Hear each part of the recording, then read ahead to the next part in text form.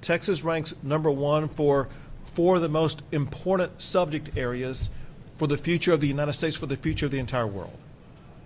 One is space, another is artificial intelligence, a third is semiconductors, and the fourth is power that powers the other three. If we're going to remain #1 in all those areas and more, we have to do a better job of making sure our children get a better education.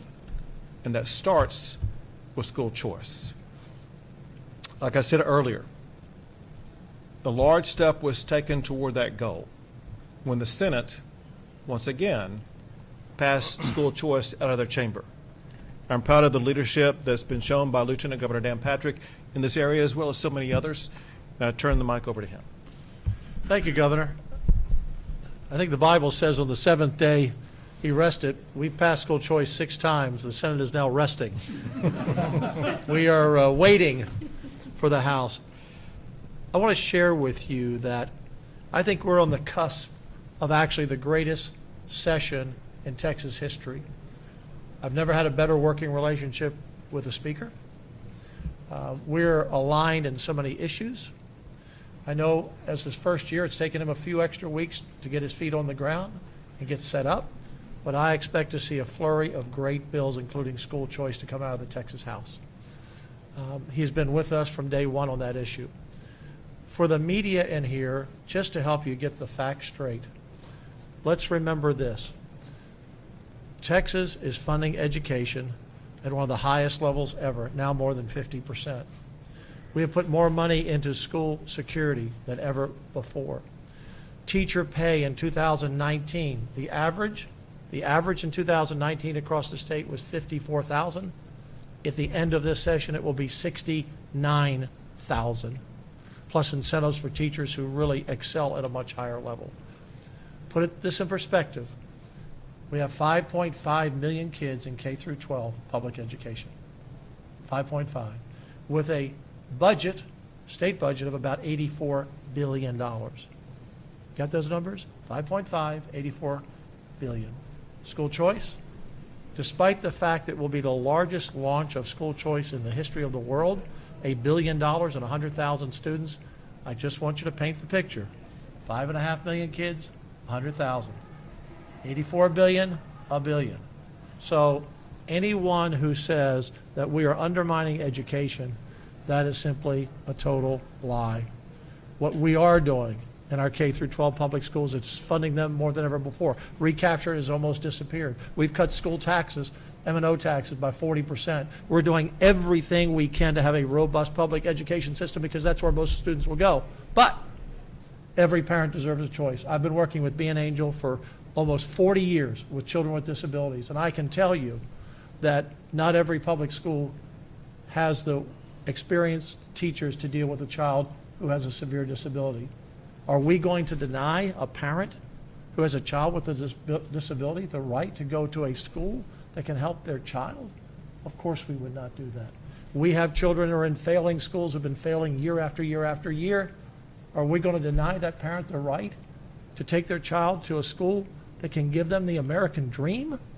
That's what we're talking here. Every one of you in this room, behind that camera or microphone, you've excelled in something in your life because you had a great education and because your parents got you a great education. If they're in a school that's a failure, they have no chance. And that's what school choice is about. It's universal. It's for students with disabilities, students in failing schools.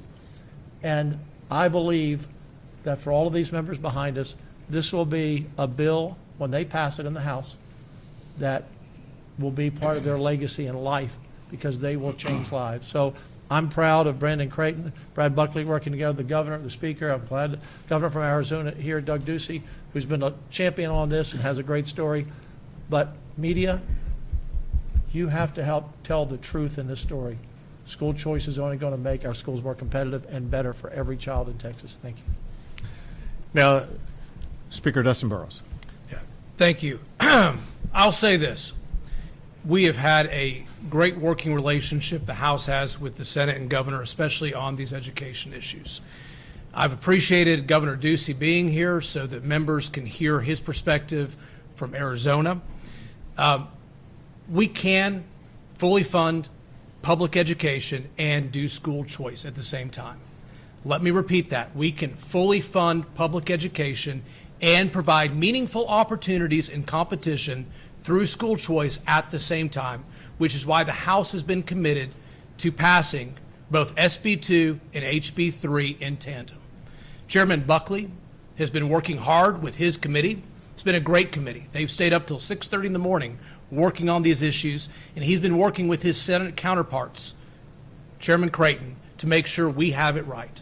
I expect early next week, the House Public Education Committee will pass out both bills, a school finance bill and a universal comprehensive school choice bill from the Pub Ed Committee, and it'll be on the floor very soon thereafter and pass.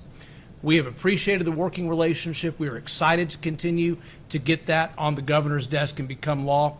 And thank you all for the opportunity to do that, gentlemen. Thank you very much. During my entire service as governor, I had the opportunity to be good friends with the governor of Arizona, Doug Ducey. And he and I have talked long before today with my admiration for him and his leadership to get school choice passed in Arizona. And I thought nothing could be better than maybe having somebody with the frontline experience to be here and to share his thoughts about what happened in Arizona. So I turn the mic over to the immediate past governor of Arizona, Doug Ducey. Thank you, Governor Abbott. It's great to be here in Texas with you and Lieutenant Governor Patrick and Speaker Burrows. And there's very few things that Arizona is going to beat Texas on or be first on, but I'm here to be fully supportive of what you and your chambers are trying to do here with universal school choice. This is the biggest issue at the state level across the country. And K-12 education has been flatlining in this nation since 1982. In this nation, we very rarely solve a problem. We innovate out of a problem, and the innovation here is universal school choice. Arizona, it took all of 8 years to pass this in our state. We were the first state to get it done. 13 other states have since followed suit, but no state even close to as big, as impactful, and as consequential as Texas has passed it yet. And when Texas passes this, it changes everything for every child in this state and across the nation. I tell the story often on how it took us 8 years to get this done. How my partner in accomplishing this was a lady named Janelle Wood. Janelle Wood led the Black Mothers Forum, and she was not happy with me on a number of issues, but she wanted to find a way to work together. And I said, Janelle, that idea is school choice. Janelle Wood sat next to Angela Ducey, the First Lady at my last State of the State, and I said from the podium, 50 years ago, politicians stood in the schoolhouse door and wouldn't let minorities in. Today, politicians stand in the schoolhouse door and won't let minorities out. These kids are trapped in failing public schools, and it's time to set these families free. Janelle Wood led the standing ovation. She rallied the African American pastors to whip the votes, not one of them a Republican. They were doing it because their children needed this opportunity. This is not a partisan issue. This is an American issue and a civil rights issue. It should be available to every child in our nation. If you live in the suburbs or the right zip code, you have access to an excellent education. If you can access a Catholic school, a Christian school, a Hebrew school, you have access to that opportunity and an excellent education. Every child in our nation, if we believe in equality of opportunity, should have access to an excellent education, and that's what this bill will do. Thank you, Governor Ducey. Thank the other members up here. Listen, we're going to get this across the finish line. And when we do, Texans will see that when it comes to education, it's not one or the other. It's not either public schools or school choice. We can do both at the very same time. We're going to fully fund public education while at the same time ensure that parents and children are going to have the opportunity to find the school that's best for them. We'll take a few questions. Hey, Governor, it sounded like you're still trying to make a sales pitch. Have you not sealed the deal yet? So as you know, there's more than enough co-authors in the Texas House who remain committed to ensure that legislation is going to pass. I have every reason to think there will be even more than that in favor of it when school choice hits the House floor. Go ahead. Yeah, I do want to go ahead and confirm what he said. There will be more votes on the House floor for school choice when it passes than there are co-authors. Governor, wanted to ask you about costs. We talked about this last week, and Democrats are out saying today that don't Arizona my Texas, and they point to what they say is budget deficits, how this program ran up the costs. I know there are others who say not true. So A, what are people supposed to believe? And then number two, just going back to my question last week as far as costs, the Legislative Budget Board said in the year 2030, costs can go up to about $4 billion. And so on a biennium, that's a potential $8 billion. My question today is, that means, you said last week, budget has to stay, we're budgeting it this way, whatever the state can afford, we'll do it. But how is that going to work for parents? So are people going to be kicked out of the program? How is that going to work so that the state stays in budget but tries to expand the program? When I'm done answering your question, I'll let Governor Ducey explain his perspective on the costs in Arizona. That said, listen, with all due respect to the LBB and their budget projections, it's based on nothing but fiction. The way the budget works in the state of Texas is voted on every other year.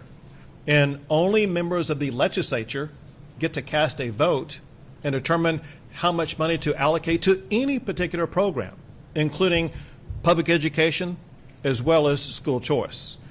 The amount it looks like to be allocated to school choice this session is $1 billion.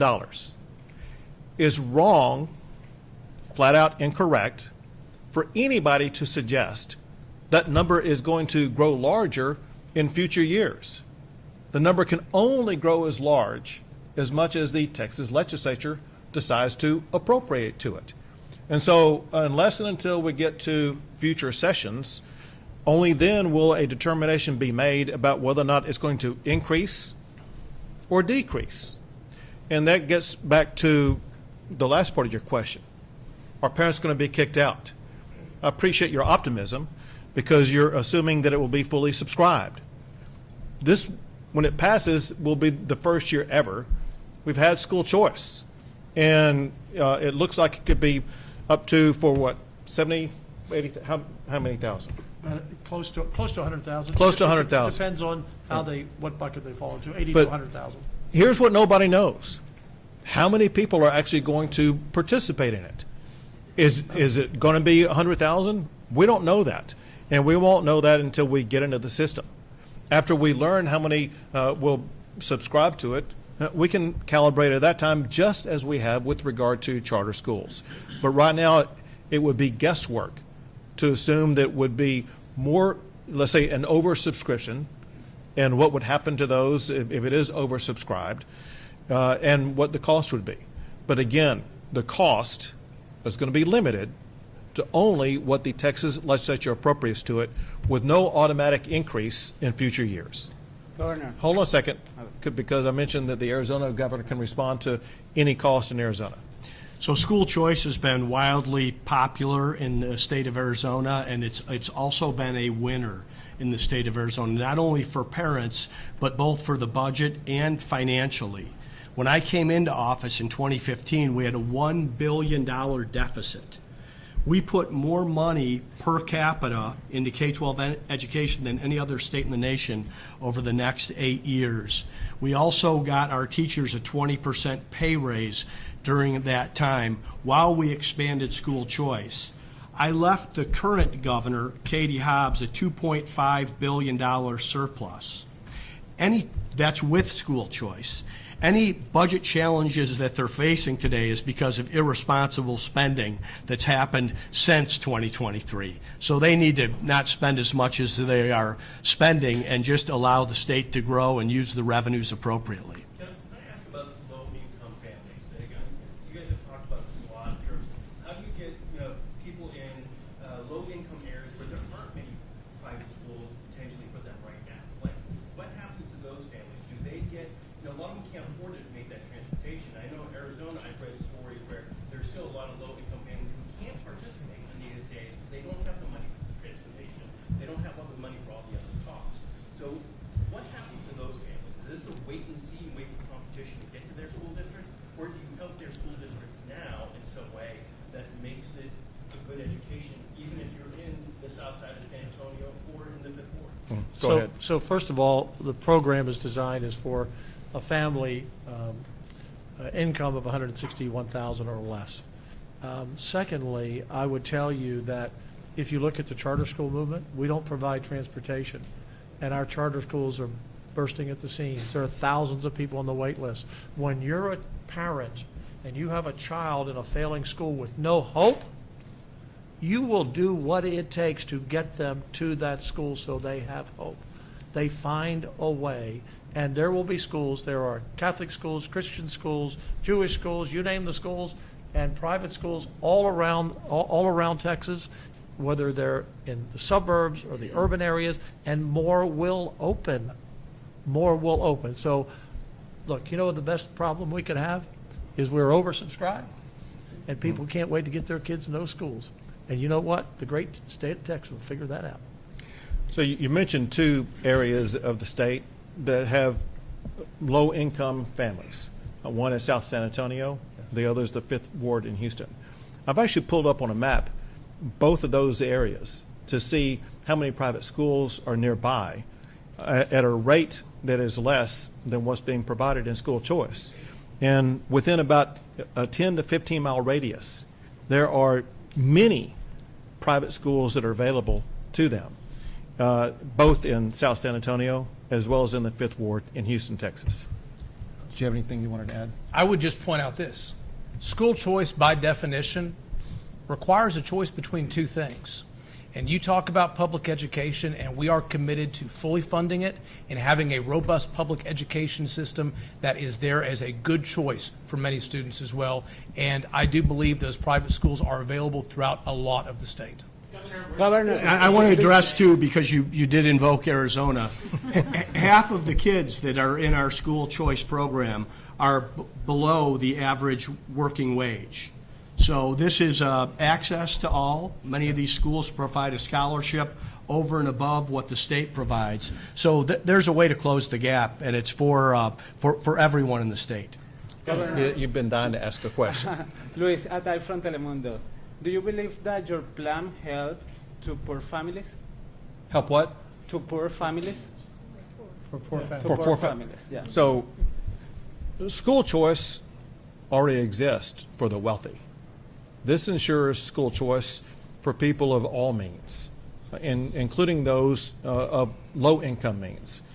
We wanted to make sure that parents of low income are going to have the same opportunity that the wealthy have, so that those parents are going to be able to choose a school that may be better for their child. Two more questions. Governor, we're sitting here today and we have Representative Eddie Morales today, who represents the biggest district in Texas and in the country, and who also said that private schools are scarce. So you're saying that we will have availability for our students in this district that represents 11 counties that all have border towns? I'll give you several examples. I think Alpine is in that district. Pull up Alpine and see the number of private schools there. Look further out west near the Pecos area for the private schools there. And so there already exist options that are available.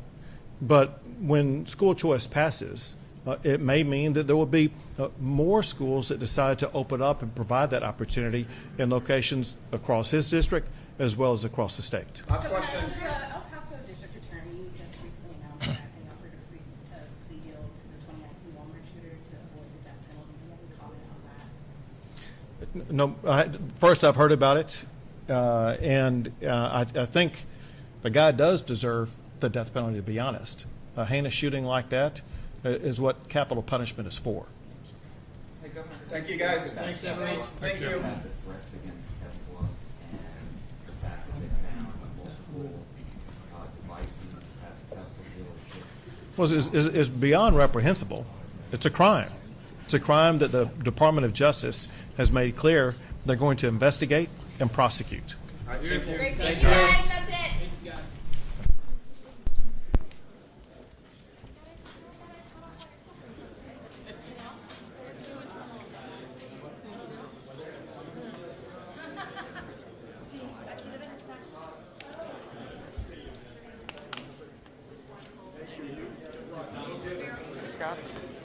How are you? Good.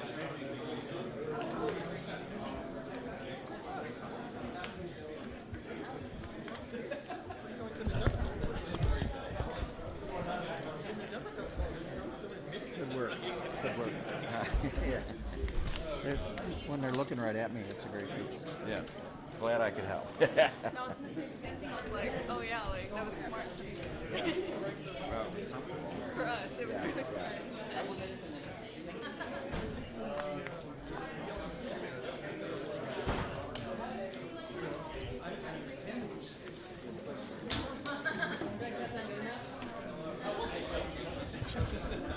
Thank you. Ah, mira, ya.